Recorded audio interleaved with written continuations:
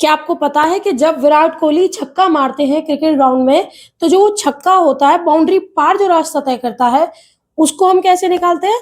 तो उसको निकालते हैं मैथमेटिक इक्वेशन के जरिए, जिसे आप क्या कह सकते हैं? Quadratic equation. तो आज हम क्लास 10th का सबसे ज्यादा इंपॉर्टेंट और स्कोरिंग चैप्टर पढ़ने वाले हैं, क्वाड्रेटिक इक्वेशन। आप सभी बच्चों के लिए बोर्ड एग्जाम्स के साथ साथ ही आपकी रियल लाइफ में भी बहुत मायने रखता है। ठीक है, क्वाड्रेटिक जो इक्वेशन है वो कहाँ कहाँ इस्तेमाल होती है?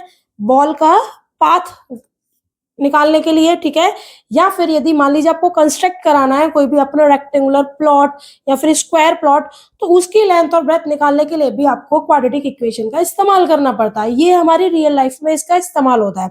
ठीक है, इसको शुरू करने से पहले हमें कुछ छोटे छोटे पॉइंट पता होने चाहिए। सबसे पहले आपको पता होनी चाहिए व्हाट इज इक्वेशंस। इक्वेशंस क्या होती है भाई? क्वाड्रेटिक इक्वेशन पता होने से पहले आपको ये पता होनी चाहिए इक्वेशंस क्या होती है। तो जब भी हम क्या करेंगे, जब भी हम किसी भी दो पक्षों को बराबर रखते हैं तो वो इक्वेशन में आते हैं। यानी आपको ये कहना होता है कि हमें किसी भी वेरिएबल की जब वैल्यू निकालनी हो और उसको हम बराबर पक्षों में रखते हैं तो उसे इक्वेशन कहते हैं। जैसे कि इक्वेशन जो बनी हुई होती है वो किस किस से बनती है? वो बनती है वेरिएबल्स। ठीक है, वेरिएबल्स क्या होते हैं? जिनकी वैल्यू फिक्स्ड नहीं होती। जैसे कि आप वेरिएबल में क्या ले सकते हैं? देखिए, वेरिएबल की जो वैल्यू है वो डिफरेंट डिफरेंट होती है। देखिए, जैसे कि आप वेरिएबल क्या बोलेंगे? वेरिएबल आपके हो सकते हैं A to Z, मतलब A B C D, क्योंकि इनकी वैल्यू फिक्स नहीं है, इनकी कोई वैल्यू आ सकती है। उसके बाद होते हैं कांस्टेंट। अच्छा, कांस्टेंट टर्म क्या होती है? जिनकी वैल्यू फिक्स होती है, जिन्हें आप क्या बोल सकते हैं? 0 1 2 3, ये होते हैं आपके कांस्टेंट। ठीक है, इसके बाद आते हैं मैथमेटिकल ऑपरेशंस। मैथमेटिकल ऑपरेशंस में आप क्या बोल सकते हैं? देखिए, साइन होते हैं प्लस, माइनस, मल्टीप्लाई, इस तरीके के। ठीक है, उसके बाद आपको क्या आता है? आता है इक्वल का साइन। ठीक है, यानी कहने का मतलब ये है कि जब भी हम किन्हीं दो पक्षों को बराबर में रखते हैं, मान लीजिए कि इक्वेशन लेके चलते हैं 2x + 3 = 6। ठीक है, तो ये जो साइड है ये हमारे किधर है? लेफ्ट हैंड की तरफ, तो इसे क्या बोलते हैं? Left hand side. यानी क्या बोल सकते हैं हम इसे? LHS। और ये जो 6 है ये इक्वल के इधर है, इसे क्या बोलेंगे? राइट हैंड साइड, यानी RHS। यानी जब भी आपको इस तरीके से कोई जो एल्जेब्रिक एक्सप्रेशंस दिखता है उन्हीं को क्या बोलते हैं? इक्वेशन। ठीक है, अब बात आती है क्वाड्रेटिक इक्वेशन क्या होती है। ठीक है, यदि हम क्वाड्रेटिक इक्वेशन को पहचाने तो आप क्या कहेंगे कि quadratic equation is a polynomial equation. Quadratic equation जो है पॉलिनोमियल इक्वेशन होती है ऑफ द सेकेंड डिग्री की। ठीक है, which means the highest power of the variable is 2। जिसका मतलब क्या है कि उसमें जो आपका सिंगल वेरिएबल है उसकी हाईएस्ट पावर कितनी होनी चाहिए? 2। देखिए कैसे समझते हैं। तो हम बिल्कुल साधारण शब्दों में क्या कह सकते हैं कि जो भी आपके पास इक्वेशन है यदि उसकी हाईएस्ट पावर, डिग्री मीन्स क्या होता है? डिग्री मीन्स होता है आपकी हाईएस्ट पावर। यदि उसकी हाईएस्ट पावर कितनी है? 2, तो वो आपकी क्या बन जाती है? Quadratic equation. ठीक है, क्या बन जाती है आपकी? Quadratic equation. एक बार फिर से देख लीजिए, quadratic equation is a polynomial equation. Quadratic equation क्या होती है? एक पॉलिनोमियल इक्वेशन होती है जिसकी डिग्री कितनी होती है? 2, यानी हाईएस्ट पावर कितनी होती है? 2, और ये सिंगल वेरिएबल में होती है। ठीक है, अब हम क्या समझ सकते हैं? जैसे कि मैं आपको एक एग्जांपल दे दूं। एग्जांपल देने से पहले आप देखिए इसकी स्टैंडर्ड फॉर्म। ठीक है, तो क्वाड्रेटिक इक्वेशन की जो स्टैंडर्ड फॉर्म होती है वो क्या होती है? ax² plus bx plus c equal to 0। ठीक है, ये आपकी क्या होती है? Standard form of quadratic equation. Standard form of quadratic equation. ठीक है, यहां पर अगर आप ध्यान से देखेंगे तो यहाँ पर सिंगल वेरिएबल है आपका क्या? x। ठीक है, यहाँ पर a b c जो है ये आपके क्या है? कांस्टेंट माने गए यहाँ पर। ठीक है, तो ये जो x² प्लस x है इसमें जो मेन कंडीशन है इस क्वाड्रेटिक इक्वेशन की वो क्या है कि यहाँ पर a की जो वैल्यू है वो कभी भी 0 नहीं होनी चाहिए। क्यों? मान लीजिए यदि आप यहाँ a की वैल्यू 0 कर देंगे प्लस bx प्लस c लिखेंगे तो ये पूरी की पूरी टर्म क्या हो जाएगी आपकी? 0, और क्या बचेगा आपका? bx प्लस c बराबर 0। अब आप क्या देख रहे हैं कि यहाँ से x² की टर्म तो गायब हो गई तो केवल क्या बचा? bx plus c। जो कि अभी हमने क्या पढ़ा था कि क्वाड्रेटिक इक्वेशन वो इक्वेशन होती है जिसकी हाईएस्ट डिग्री 2 होती है, लेकिन हम यहाँ पर क्या देख रहे हैं कि यहाँ पर हाईएस्ट जो डिग्री है या हाईएस्ट पावर है वो क्या है, मतलब डिग्री मतलब हाईएस्ट पावर क्या है आपकी 1, और यदि हाईएस्ट पावर 1 है तो वो क्वाड्रेटिक रही नहीं, वो आपकी क्या हो जाएगी, लीनियर इक्वेशन। क्या हो जाएगी आपकी, लीनियर इक्वेशन, क्योंकि लीनियर इक्वेशन वो होती है जिसकी हाईएस्ट पावर 1 होती है।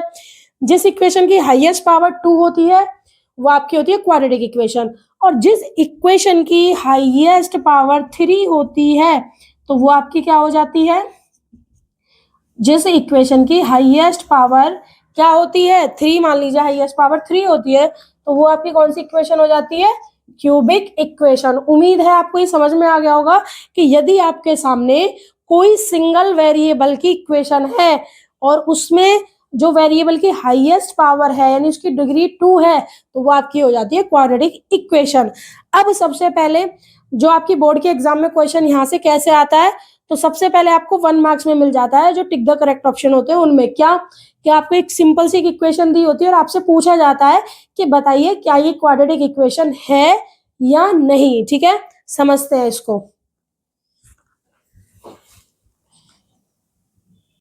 तो देखिए अब हम, जैसे कि मैंने आपको बताया कि इसमें से सबसे पहले जो टाइप के क्वेश्चंस बनते हैं लेवल 1 के, वो क्या बनते हैं कि आपको सिंपल सी क्वाड्रेटिक इक्वेशन या कोई भी इक्वेशन दी होती है जिसमें कि आपसे क्वेश्चन पुटअप किया होता है कि बताइए क्या ये इक्वेशन क्वाड्रेटिक इक्वेशन है या नहीं। इसको कैसे सॉल्व करेंगे, तो सबसे पहले जस्ट मैंने अभी आपको बताया था कि जो इसकी जो स्टैंडर्ड फॉर्म होती है वो क्या होती है, वो होती है ax² plus bx plus c बराबर 0, यानी x जो है उसकी हाईएस्ट जो पावर है वो कितनी होनी चाहिए, 2।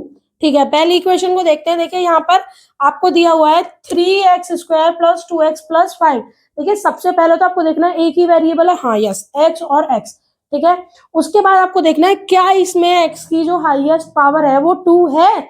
यदि पावर डबल है यानी पावर 2 है तो ही आप क्या बताएंगे कि ये क्वाड्रेटिक इक्वेशन है। जैसे कि आप इधर देखिए यहाँ पर पावर 1 है और यहाँ 2, यानी हाईएस्ट पावर कितनी है आपकी 2, तो आप क्या कह सकते हैं, यस। ठीक है, आप क्या कह सकते हैं, yes it is a quadratic equation. क्या बोलेंगे, yes it is a quadratic equation. Why, because this equation is in the form of ax² plus bx plus c equal to 0, यानी ये जो इक्वेशन है आपकी कौन सी फॉर्म में है, ax² plus bx plus c बराबर 0। यहाँ पे आप एक बात और समझ लीजिए, मैंने आपको बताया था कि a जो है वो 0 नहीं होना चाहिए, यानी ये टर्म 0 नहीं होनी चाहिए, x² वहां पर प्रेजेंट होना चाहिए। यदि मान लीजिए वहां पर b 0 हो जाता है तो कोई फर्क नहीं पड़ेगा क्योंकि x 0 हुआ है। ठीक है, हमारे पास अभी भी हाईएस्ट पावर कितनी रहेगी, 2। ठीक, सेम है यदि c भी 0 हो जाता है तब भी कोई फर्क नहीं पड़ता। हमें यहाँ पर क्वाड्रेटिक इक्वेशन में जितना भी फर्क पड़ता है, टोटल जो बेस है इसका क्या है कि वेरिएबल की जो हाईएस्ट पावर है वो कितनी होनी चाहिए, 2। ठीक है, उसके बाद देखिए सेकंड क्वेश्चन, आप यहाँ पर भी क्या देख रहे हैं, x² माइनस 4, यानी यहाँ पर भी क्या है, हाईएस्ट पावर 2।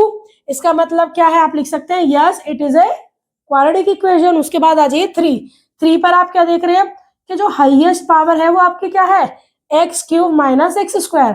ठीक है, यानी आपको क्या दिख रहा है कि यहाँ पे हाईएस्ट पावर कितनी होगी, 3, तो क्या आंसर आ जाएगा, नो, ये क्वाड्रेटिक इक्वेशन नहीं है।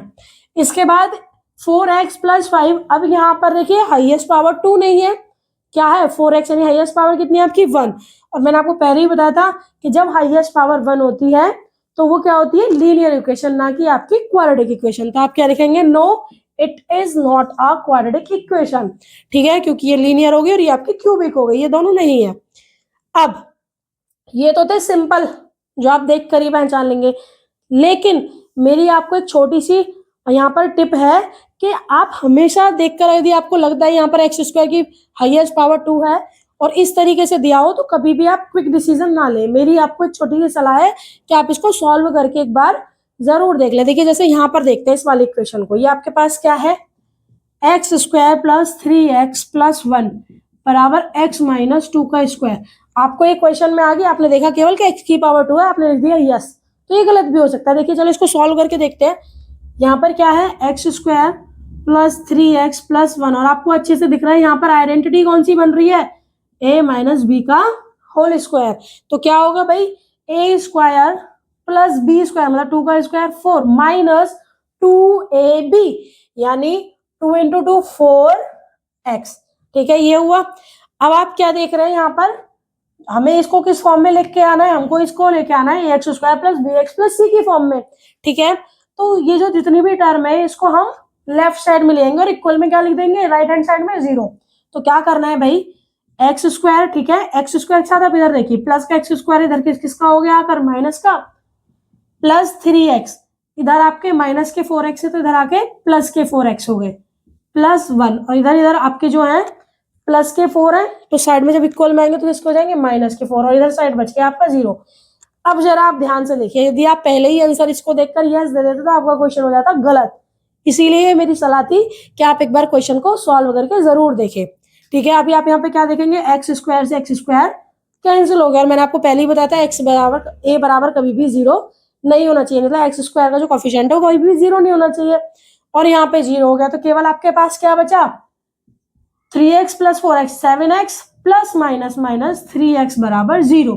ठीक है, ये आपकी क्वाड्रेटिक इक्वेशन नहीं है, ये आपकी कौन सी इक्वेशन हो गई, लीनियर इक्वेशन।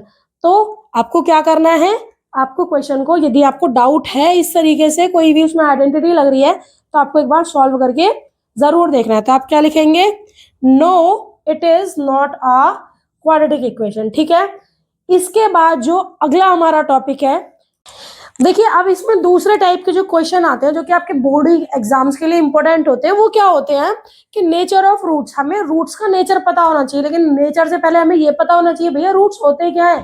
तो जब भी आप किसी क्वाड्रेटिक इक्वेशन को सॉल्व करते हैं और उसमें हमें एक्स की वैल्यू मिलती है, ठीक है, हाँ एक बात और हमेशा ध्यान रखनी है कि जो क्वाड्रेटिक इक्वेशन में हमें एक्स की जो वैल्यू मिलती है हमेशा कितनी मिलती है भाई, पावर कितनी है 2, एक्स की पावर 2, तो उसमें जो हमेशा वैल्यू मिलती है एक्स की हमें कितनी मिलती है, 2 मिलती है। ठीक है, कितनी मिलती है, 2, यानी हर हाल में क्वाड्रेटिक इक्वेशन के आपको कितने रूट्स मिलेंगे, 2, और रूट्स होते क्या है, वो वैल्यू जो इस इक्वेशन को सेटिस्फाइड करती है, यानी जो आपके पास रूट्स आए, मैं भी आपको सॉल्व करके दिखाने वाली हूँ बात, कि जो आपके रूट्स आए हैं उनकी वैल्यू यदि हम इक्वेशन में रख रहे हैं और हमारा LHS RHS इक्वल आ रहा है या फिर वैल्यू जो है वो सेटिस्फाइड कर रही है उस इक्वेशन को, तो वो उसके रूट कहलाते हैं। ठीक है, अब जो आता है नेचर ऑफ रूट्स, तो उसको पहचानने के लिए हमें करना होता है डी क्या होता है आपका, डिस्क्रिमिनेंट। ठीक है, जिसकी जो फॉर्मूला होता है, जनरल फॉर्मूला जिसे निकालते हैं वो किसकी हेल्प से निकालते हैं, वो होता है बी स्क्वायर माइनस 4ac। ठीक है, बी स्क्वायर माइनस 4ac। अब ये बी स्क्वायर 4ac ये क्या है, तो देखिए आपकी quadratic equation ax square plus bx plus c equal to 0 होती है। इसकी फॉर्म में मान लीजिए हम कुछ ले लेते हैं, कोई एक इक्वेशन ले लेते हैं, कौन सी इक्वेशन लेते हैं, चलिए मान लीजिए हमने इक्वेशन ले ली X square minus 3x minus 10 equal to 0। ठीक है, जब अब आप इसको कंपेयर करेंगे तो आपको क्या समझ में आ रहा है भाई, एक्स स्क्वायर यानी एक्स स्क्वायर जो कोफिशिएंट होता है वो किसकी वैल्यू होती है, a की। ठीक है, x का जो कोफिशिएंट होगा वो वैल्यू होगी b की, बाकी जो कांस्टेंट बचता है वो वैल्यू होती है c की, विद साइन, साइन को भी हम पुट करते हैं, साइन का भी ध्यान रखते हैं। तो देखिए अगर इस इक्वेशन में देखें तो एक्स स्क्वायर का जो कोफिशिएंट है यहाँ पर 1 है, कुछ नहीं है, तो यहाँ पर a की वैल्यू आपकी कितनी हो जाएगी 1। ठीक है, b यानी x का जो कोफिशिएंट यहाँ पे आ रहा है वो कह रहा है आपका -3, यानी b की वैल्यू कितनी होगी -3, और जो आपका c है वो क्या है, कांस्टेंट टर्म, यानी आप क्या कह सकते हैं c इक्वल टू कितना आ जाएगा -10। ठीक, यहाँ से आप a b c की वैल्यू फाइंड कर सकते हैं। अब क्वेश्चन के अकॉर्डिंग नेचर ऑफ रूट्स कैसे निकालेंगे, ये मोस्ट इंपॉर्टेंट है, देख लीजिए आपके सामने 3 केस होंगे। ठीक है, आपको 3 तरीके से वैल्यू मिलेंगी। सबसे पहले यदि d जो है यानी डिस्क्रिमिनेंट की वैल्यू बड़ी आती है 0 से, ठीक है, यानी जब आप इसमें से a b c की वैल्यू इधर पुट करेंगे और मान लीजिए ये वैल्यू जो है d से बड़ी आती है, ठीक है, डिस्क्रिमिनेंट 0 से क्या आती है, बड़ी आती है d की वैल्यू, तो क्या होता है, तो आपको क्या मिलेंगे, 2 रियल एंड डिफरेंट रूट्स, यानी आपको क्या मिलेंगे, यदि आपकी डी की वैल्यू बड़ी आती है 0 से, यानी पॉजिटिव आती है, भाई 0 से बड़ी है मतलब वैल्यू पॉजिटिव है, तो जब भी आपकी वैल्यू डी से बड़ी आएगी यानी पॉजिटिव वैल्यू आएगी तो आपको 2 रियल और डिफरेंट रूट्स मिलेंगे, 2 अलग अलग रूट्स मिलेंगे। जैसे मान लीजिए कुछ भी हो सकता है। एक्स की वैल्यू आपकी एक मान लीजिए 2 आ गई और एक आप मान लीजिए 3 आ गई, तो आप क्या कहेंगे नेचर क्या में होगा, नेचर ऑफ रूट्स में आप क्या कह देंगे, अगर डी की वैल्यू बड़ी आती है तो 2 रियल एंड डिफरेंट रूट्स, ठीक है। और जब भी आपकी वैल्यू डी के बराबर आती है, जब भी आपकी वैल्यू डी के बराबर आती है, क्या करेंगे कि जब भी आपकी वैल्यू डी के बराबर आएगी तो आपको क्या मिलेंगे, 2 इक्वल रूट्स। यानी यदि मान लीजिए क्या, यदि एक्स की वैल्यू जो आपकी इक्वेशन है, ठीक है, उसमें जो वैल्यू है डी की, यानी जब आप पुट करेंगे बी स्क्वायर माइनस 4ac की और वो 0 के बराबर आ जाती है, तो आपके पास क्या होंगे, 2 रियल रूट्स। आपको क्या मिलेंगे, 2 रियल रूट्स मिलेंगे। उम्मीद है इतना समझ में आ गया होगा कि यदि जो वैल्यू पॉजिटिव आ रही है तो आपको 2 रियल और 2 डिफरेंट रूट्स, मतलब जो रियल रूट होंगे 2 लेकिन एक दूसरे से डिफरेंट वैल्यू होगी। और यदि डी की वैल्यू बराबर आ रही है 0 के तो आप क्या कहेंगे, आपको 2 रियल रूट्स मिलेंगे। और अब लास्ट, जब डी की वैल्यू क्या है, जब डी की वैल्यू छोटी आ रही है, किससे, जब डी की वैल्यू छोटी आ रही है 0 से, भाई 0 से छोटी आने का मतलब नेगेटिव में आपकी यदि वैल्यू आ रही है तो आपके पास क्या होगा, नो रियल रूट्स, आपको कोई रियल रूट नहीं मिलेगा। क्या कहेंगे, नो रियल रूट्स। उम्मीद है ये आपको अच्छे से समझ में आ गया होगा, ठीक है। अब इसके साथ साथ, रूट्स बताने के साथ साथ आपको ट्रिक ये है कि इसमें एक तरीके का क्वेश्चन और पुटअप होता है। वो किस तरीके का क्वेश्चन होता है, कैसे होता है, देखिए इसमें दूसरे तरीके का जो क्वेश्चन आता है वो आपको दिया हुआ होता है कि फाइंड द वैल्यू ऑफ के, ठीक है। आपसे क्या कहता है कि आप के की वैल्यू फाइंड कीजिए यदि आपको दे रखा हो डी इक्वल टू 0, यानी क्या कहता है कि डी इक्वल टू यदि आपको 0 दे रखा है तो आप के की वैल्यू फाइंड करिए। कुछ भी नहीं करना होता, आपको बी स्क्वायर माइनस 4ac के इक्वल क्या रखना होता है, 0, जिससे कि आपकी के की वैल्यू आ जाती है। देखिए पहले टाइप के क्वेश्चन नेचर बताने के लिए मान लीजिए मैंने यही इक्वेशन को हम सॉल्व करते हैं, x square minus 3x minus 10, भाई ठीक है, इसके फैक्टर करने, ठीक है, मेथड आगे आने वाले हैं आपके, लेकिन फिर भी मैं आपको इसको नेचर बताने के लिए इसको सॉल्व करके दिखाती हूँ, ठीक है। X square minus 3x minus 10 equal to 0 दिया हुआ है, आपको ए की वैल्यू पता है, बी की भी पता है, सी को। सबसे पहले मान लीजिए आपको क्या बताना है कि इसके जो नेचर है, मतलब रूट्स का नेचर क्या होगा, आपको क्या बताना है कि नेचर ऑफ रूट्स क्या है इसका बताइए। तो आप क्या करेंगे, बी स्क्वायर माइनस 4ac में वैल्यू पुट कर दीजिए, ठीक है। बी की वैल्यू क्या है आपकी, -3 का स्क्वायर माइनस 4 इंटू ए की वैल्यू क्या है आपकी 1 इंटू सी की वैल्यू क्या है आपकी -10, ठीक है। अब आप यहाँ पर क्या देख रहे हैं भाई, -3 का स्क्वायर, ठीक है, -3 का स्क्वायर क्या होगा 9 माइनस 4 1 जार 4 इंटू -10, ठीक है। तो 9 माइनस, भाई इधर भी माइनस है, माइनस माइनस क्या हो जाएगा आपका प्लस, ठीक है, माइनस माइनस क्या हो जाएगा आपका प्लस। आपके पास यहाँ कितना आ गया 40, ठीक है, और टोटल वैल्यू कितनी आई 49। यानी ये जो वैल्यू है क्या है, डी की वैल्यू भाई 0 से बड़ी आई है।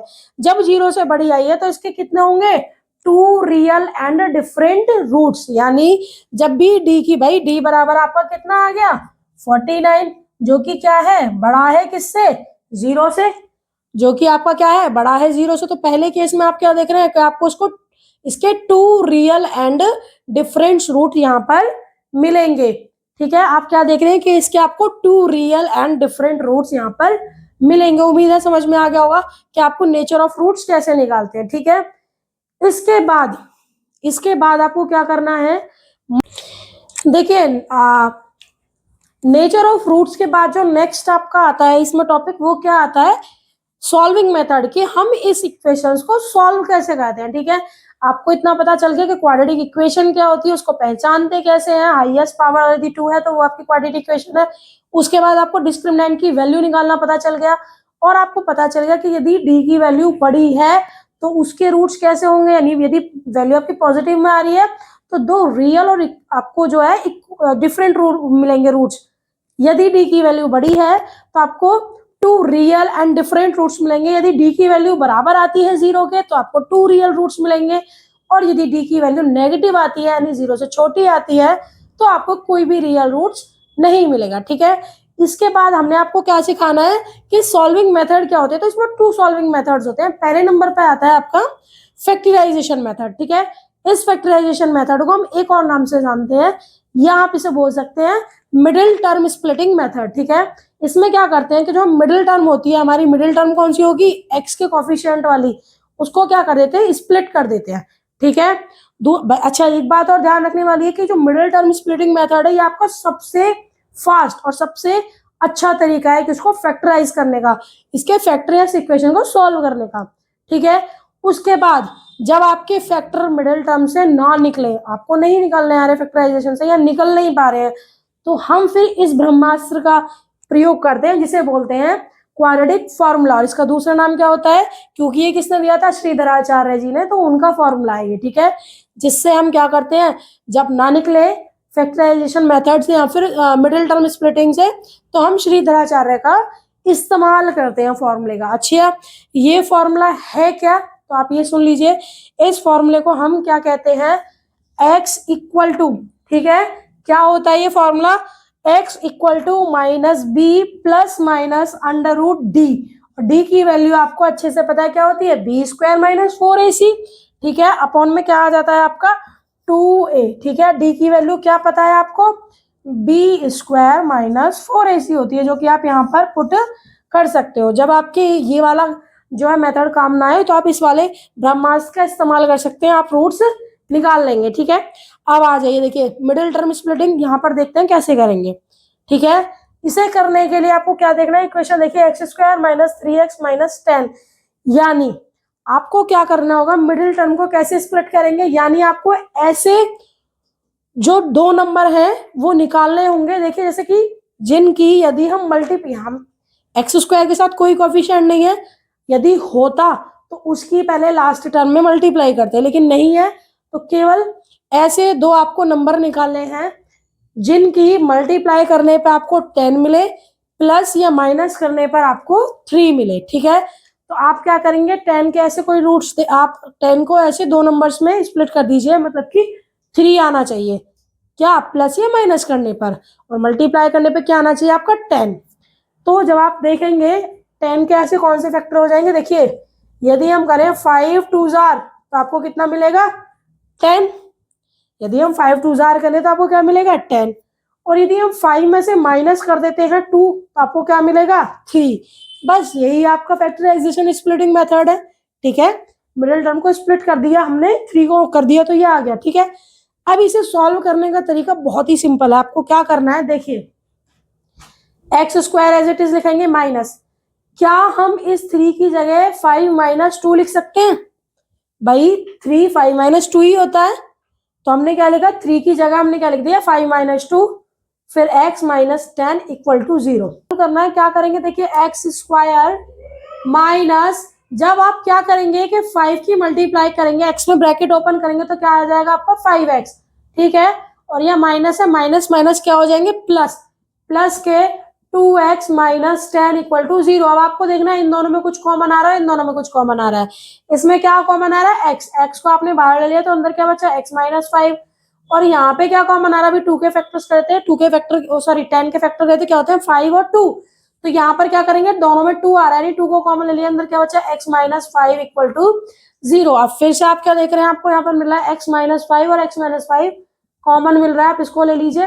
ठीक है, तो यहाँ पर क्या कॉमन होगा, भाई जैसे इनमें से हमने x कॉमन लिया, इधर इधर से 2 कॉमन लिया, ऐसे ही सेम इसमें से हमने क्या ले लिया x माइनस 5 कॉमन, तो अंदर बचा x प्लस 2 बराबर 0। ठीक है, अब आप जब वैल्यू पुट करेंगे x माइनस 5 बराबर 0, तो x की वैल्यू आपको कितनी मिल गई 5। सेम जब x प्लस 2 बराबर पुट करेंगे 0, तो x की वैल्यू मिल गई माइनस 2। जस्ट अभी इससे पहले स्टेप में मैंने इसकी जो वैल्यू निकाली थी d की, ठीक है, बी स्क्वायर माइनस 4ac रखकर, तो वो कितनी आई थी 49। और मैंने आपको क्या बताया था कि जब भी डिस्क्रिमिनेंट की वैल्यू बड़ी आती है 0 से, यानी पॉजिटिव में आपको मिलती है, तो आपके जो रूट्स होते हैं वो क्या होते हैं, रियल होते हैं, डिफरेंट। देख लीजिए आपको 2 रूट्स मिले हैं जो कि रियल है और एक दूसरे से डिफरेंट है। ठीक है, अब इसी सीरीज में अगर इस हम जो चैप्टर है इसकी बात करें, तो मैंने आपको क्या बताया था, आपको ये आएगा कि इक्वेशन बताइए कि क्वाड्रेटिक है या नहीं, नेचर ऑफ रूट्स बताइए, उसके बाद आपको क्या करना है, वैल्यू ऑफ के की फाइंड करना है। ठीक है, या फिर जो है इसको फैक्टराइज करना है, आपको जो क्वाड्रेटिक इक्वेशन दे रखी होती है, साथ ही साथ इसमें आती है आपकी वर्ड प्रॉब्लम्स, जैसे कि आपको दिया हुआ है कि एक रेक्टेंगुलर प्लॉट का एरिया इतना है तो उसकी लेंथ और ब्रेथ बताइए, या फिर एज एज वाले क्वेश्चन, यदि बेटे की एज ये है तो 3-4 साल बाद माँ की एज कितनी होगी, इस टाइप के क्वेश्चन। या फिर 2 नंबर्स का प्रोडक्ट वाला है, जो प्रोडक्ट्स वाले जो आपकी वर्ड प्रॉब्लम है वो इसमें आपके बोर्ड एग्जाम में आपको देखने को मिलेंगी। अब मैं आपसे ये कहना चाहती हूँ, यदि आपको मेरी ये जो वीडियो है आपको यूजफुल हेल्पफुल लगी हो तो प्लीज़ मेरे चैनल को ज़्यादा से ज़्यादा शेयर करें, मेरी वीडियो को लाइक करें और मेरे चैनल को सब्सक्राइब करें। Thank you.